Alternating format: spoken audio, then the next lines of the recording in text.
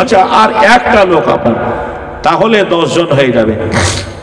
আর একটা লোক নেই 1000 টাকা দেওয়ার মতো ভাই। এই অল্প লোকের মধ্যে সবচেয়ে আল্লাহর কাছে কৃতজ্ঞতা, লাখো শুকরিয়া যে অল্প লোকের মধ্যেও 10টা লোক 1000 করে টাকা আপনারা দিয়েছেন। যে আর একটা লোক বলেন, তাহলে 10 জন হয়ে যাবে। একটা লোক কেউ নেই 1000 টাকা দেওয়ার মতো, আর একটা লোক। আর একজন বলেন যে আমি 1000 টাকা দেব। চট করে বলি ভাই, যে আমি আপনাদের কাছে বলছিলাম যে আমি বাপের একটাই ছেলে, আমার মা আজও বেঁচে আছে, আব্বা আজও প্রতিমা মূর্তি বানান, মায়ের মোবাইল নাম্বার আছে, এখন ফোন মাঝে মাঝে করি, কথা বলি।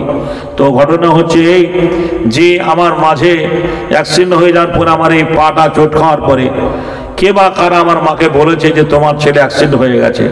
হাজার হলো জননী মা, বেদিন হলেও, মুশরিক হলেও, বিধর্মী হলেও আমার মা যে টোটো ভাড়া করে আমার মা আমাকে দেখার জন্য চলে এসেছে। গলা ধরে আমার মা হাওমাও করে কাঁদতে লাগলো, বললো বেটা মিলন রে, তুই কোন দুঃখে মুসলমান হয়েছে? আমাদের এত বড় বাড়ি, বাড়িতে বাস করার লোক নেই, তোর বাবা আর আমি দুটো বোন বিয়ে হয়ে গেছে, বাড়িটা খা খা করছে, আর এই ছোট্ট একটা ঘরে এতগুলো ছেলে মেয়েকে নিয়ে কি করে থাকিস? মাকে বললাম, মা তোমাদের জন্য, যে আমার দুনিয়া মুমিনদের জন্য দুনিয়াটা এইরকমই হওয়া স্বাভাবিক। আমি তার জন্য মুসলমান হয়েছি, পরকালে একটা ভালো জায়গা পাবো, সেটা হচ্ছে জান্নাত, যে জান্নাতটা হয়তো তোমরা পাবা না। তো আমার মা বলছে জান্নাত হয়ে জল খাগা, হাইরে একটা বাড়ি বানাতে পারিস নি আর জান্নাত জান্নাত করছিস। তো বন্ধুরে আমার, ভাইয়েরা আমার, আফসোস লাগে, বাপের জমি জায়গা বাড়ি ঘর সব কিছু রয়েছে, শুধু মুসলমান হওয়ার জন্য, ঈমান আনার জন্য, কালেমা পড়ার জন্য, এই দিনে আসার জন্য তারা পর হয়ে গেছে। আমার বুক ভরা আশা, এই যাদবপুরের গ্রামের মায়ের, এই মাধবপুরের মায়েরা আমার মা, এই গ্রামের বোনেরা আমার বোন, এই গ্রামের ভাইয়েরা আমার ভাই, আমি আপনাদের কাছে আর কষ্ট দিতে চাই না। একটা লোক বলেন আমি আল্লাহর ঘরের জন্য 1000 টাকা দেব, দিনকে বাঁচার জন্য, মাদ্রাসা বাঁচার জন্য, কোরআন বাঁচার জন্য 1000 টাকা দান করব। একটু চট করে বলেন ভাই সুবহানাল্লাহ, আলহামদুলিল্লাহ, জাযাকাল্লাহ, নারায়ে তাকবীর। জি, তাহলে আমি চেয়েছিলাম 10টা লোককে 1000 করে টাকা, 1000 করে টাকা, মাশাআল্লাহ 10 জনই আপনারা দিয়েছেন, জোরে বলে আলহামদুলিল্লাহ। আচ্ছা 500 করে টাকা দেবেন, এমন 5 জন আছে? জি 2000 টাকা আমজাদ সাহেব 2000 টাকা, জোরে বলুন আলহামদুলিল্লাহ। গ্রামের দিকে মাইক নেই নাকি? গ্রামের লোক শুনতে পাই না, কেউ আসে না কেন টাকা দিতে?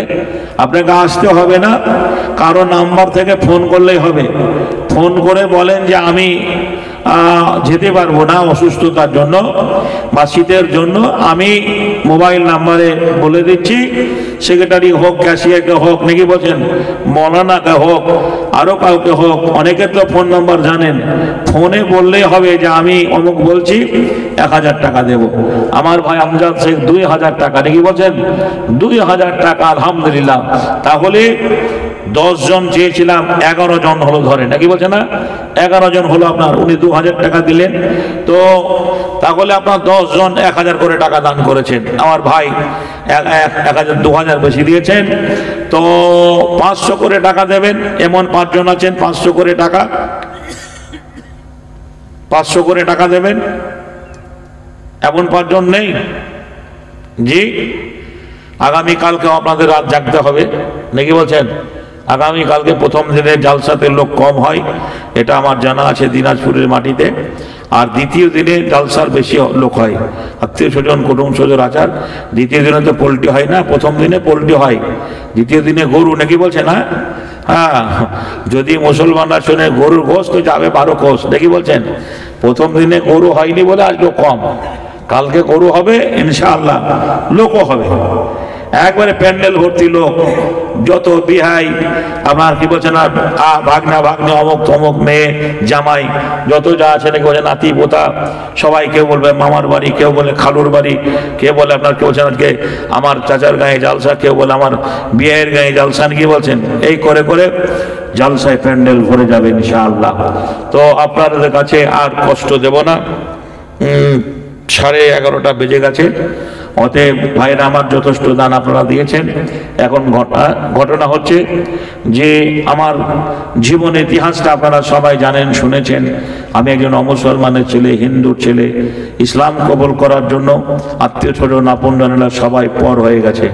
আমার দুটো বোন, তাদের বিয়ে হয়ে গেছে, বাবা মা দুজনে বেঁচে আছেন। এখন ইদানিং সম্পর্ক না থাকলেও ভালো আছে আর কি, দেখা হলে সম্মান করি, শ্রদ্ধা করি, কথা বলি, ভালোবাসে, তারাও ভালোবাসে। ঘটনা হচ্ছে যে ইসলাম এমন একটা দিন, ইসলামের উপরে আর কোনো দিন নেই, ইসলামের উপরে কোনো আর দিন নেই। আমি এই দিনটা কবুল করার জন্য আমার জীবন ইতিহাসটা আপনারা শুনেছেন, কত কষ্ট গেছে আমার জীবনে। একদিন আমি খেলাধুলো করে সন্ধ্যাবেলায় বাড়ি ফিরছি, তো আমার চাচাই তো বোন আমাকে বলল, দাদা তুই বাড়ি থেকে পালিয়ে যা। আমি বললাম কেন পালিয়ে যাব, কি হয়েছে আমাকে বলবি তো খুলে। বললো দাদা তোকে যারা দুনিয়া থেকে সরিয়ে দেবে সব ভাড়াটিয়া গুন্ডা, আমি কাউকে তাদেরকে চিনি না, সবাই অপরিচিত মুখ, পাশের বাড়িতে নেশা করছে, মদ খাচ্ছে, তুই বাড়ি থেকে পালিয়ে যা। তখন আমি উঠতি বয়সের যুবক, আমার এইরকম শীতে মনে আছে একটা খেলার পাতলা গেঞ্জি, একটা ছেঁড়া প্যান্ট পরে আমি বাড়ি থেকে পালিয়ে এসেছিলাম।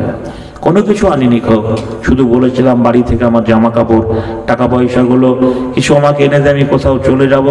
আমার বোনটা বলেছিল দাদা জীবনে বেঁচে থাকলে সব অভাব তো পূরণ হয়ে যাবে। আমি সেদিন ইসলামের মহব্বতে, দিনের মহব্বতে, ইসলামের দিনের মহব্বতে, আল্লাহ রাসূলের মহব্বতে বাড়ি ছাড়া হয়ে গেলাম। যাদের স্নেহ ভালোবাসায় আমি বড় হয়েছিলাম তারাও আমার পর হয়ে গেল।